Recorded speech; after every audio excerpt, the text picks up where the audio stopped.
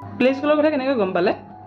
যেতিয়া মোৰ ছোৱালীজনী কথা কোৱা দেৰি হৈছিলে, 2 বছৰ হৈ যোৱাৰ পাছত তাই যেতিয়া কথাবোৰ নকয়, দুটা এটা শব্দ কয়, ইমান বেছি ক'ব নোখোজে, নন ষ্টপ তাই মোবাইল চাই থাকিবলৈ বিচাৰে, যিহেতু মই বেছি তাইক সময় দিব নোৱাৰোঁ।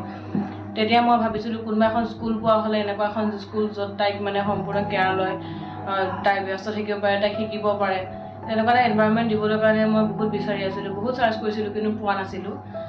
পিছত যেতিয়া ৰহাতে হেপী কিডছ নামৰ প্লে স্কুলখন খুলিছে বুলি এখন হৰ্ডিং পালোঁ, তাতে গম পোৱাৰ পাছতে মই নেক্সট দিনাই গৈ খা খবৰ ল'লোঁ। তাত যেতিয়া দেখিলোঁ এনভাইৰনমেণ্টটো, তেতিয়া ভাবিলোঁ কি ছোৱালীজনীক তাতে এডমিশ্যন দিয়াই ভাল হ'ব।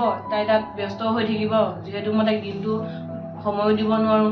তাই তাত মই নথকা সময়খিনি তাই ব্যস্ত হৈ থাকিব পাৰিব, কিবা এটা শিকিবও পাৰিব। সেইকাৰণে মই তাইক এডমিশ্যন দি দিলোঁ। এডমিশ্যন কেতিয়া দিলে? এডমিশ্যন 2023 চনৰ অক্টোবৰ 10 তাৰিখে তাইক এডমিশ্যন দিছিলোঁ। হয়, এডমিশ্যনৰ পাছত আপুনি তাইৰ চেঞ্জেছবোৰ দেখিছেনে কিবা? এডমিশ্যনৰ পাছত তাইক মই ৰেগুলাৰ স্কুল পঠাওঁ, স্কুল মিছ নকৰোঁৱে। সিহঁতে ছেটাৰডে ছানডে বন্ধ থাকে, বাকীকেইটা বাৰ খোলা থাকে। সেইকাৰণে মই 2টা দিন যেতিয়া অফ পাই যায়, মই মানে তাইক আৰু এক্সট্ৰাকৈ অফ নকৰাওঁৱে, তাইক ৰেগুলাৰ স্কুল পঠাওঁ। ৰেগুলাৰ স্কুল যোৱাৰ কাৰণে তাই বহুতখিনি লাভো হৈছে। তাই মানে কি যথেষ্টখিনি শিকিছে, তাই বহুতখিনি চেঞ্জ আহিছে, ফিজিকেলি মেণ্টেলি বহুতখিনি চেঞ্জ আহিছে। তাই মোবাইল চোৱাটো কমাইছে, তাৰ বাদে আৰু তাই খেলিবলৈ বিচাৰে, কাৰোবাৰ মানে ফ্ৰেণ্ডছবিলাকক লগ ল'বলৈ বিচাৰে। প্ৰথমতে কোনোবা থাকিলেও তাই লগ ল'ব খোজা নাছিলে। হয়, স্কুলৰ পৰিৱেশ আৰু কৰ্তৃপক্ষ কেনেকুৱা?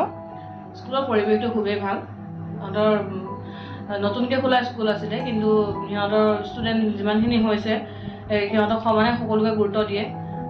তাৰপিছতে পৰিৱেশটো সিহঁতৰ বয়স অনুযায়ী সিহঁতৰ খেলা ধূলাৰ যিমানখিনি বস্তু থাকিব লাগে, যিখিনি সা সুবিধা থাকিব লাগে, সেই সকলোখিনি তাতে আছে।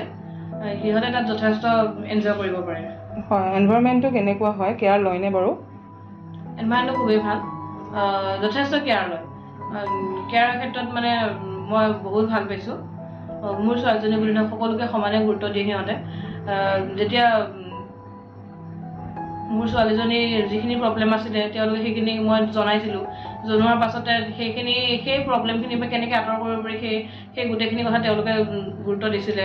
সেই গোটেইখিনি এক্টিভিটিজ কৰাবৰ কাৰণে যত্ন কৰিছিলে। যত্ন কৰি এতিয়া তাই বহুতখিনি চেঞ্জ হৈছে। তেনেকৈ সকলো ল'ৰা ছোৱালীকে গুৰুত্ব দিয়ে। হয়, বাচ্ছাক এৰি দিলে নিশ্চিন্ত থাকিব পাৰিনে? মই ৰাতিপুৱাই যিহেতু তাইক মই প্ৰথমে ওলাই যাওঁ, নেক্সটত তাই স্কুল গুচি যায়গৈ। প্ৰথমে টেনশ্যন হৈছিল যে তাই দিনটো কি কৰি আছে তাত। 2 ঘণ্টা সময় তাত থাকে, 10টাৰ পৰা 12টালৈ, বৰ্তমান 12:30লৈকে থাকে। কি কৰি আছে, কেনেকৈ আছে, কান্দিছে নেকি, বহুত টেনশ্যন আছিলে প্ৰথমতে। ভিডিঅ' কল কৰিছিলোঁ, তেওঁলোকেও ভিডিঅ'বোৰ পঠাই আছিলে। যেতিয়া দেখি পাছত কেতিয়াবা অফ থাকিলে ময়ো গৈছিলোঁ, যে বস্তুবোৰ দেখাৰ পাছতে মই নিশ্চিন্ত হৈ গ'লোঁ যে টেনশ্যন ল'বলগীয়া একোৱেই নাই।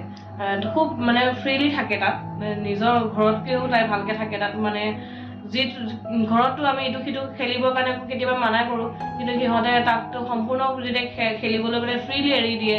এইবোৰ কাৰণতে বহুত ভাল পাইছে খেলিবলৈ তাত, আৰু তাৰ কাৰণে মই নিশ্চিন্ত হৈ থাকোঁ দিনটো। আজিকালি মই ইমান ভিডিঅ' কল বা এনেকৈ নকৰিলেও হয়, তেওঁলোকে দিনটোৰ অন্তত দিনটো কি কৰিলে ভিডিঅ'বোৰ পঠায়ে থাকে।